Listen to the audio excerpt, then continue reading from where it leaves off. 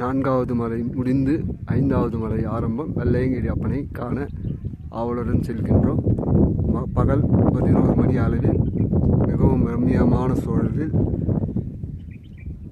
மேற்கு தொடர்ச்சி மலையை ஒட்டியுள்ள வெள்ளையங்கிரி அப்பனை காண செல்கின்றோம்.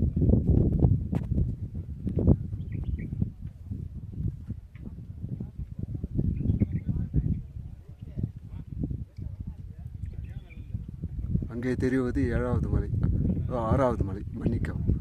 அங்கே இருப்பது 6வது மலை, தொலைதூரத்தில் இருப்பது.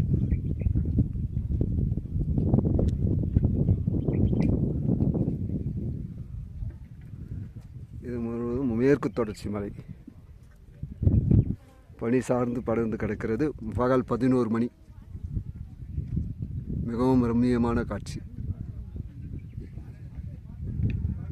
இயற்கையோடு இணைந்துள்ளார் எனது வெள்ளையங்கிரி அப்பன்.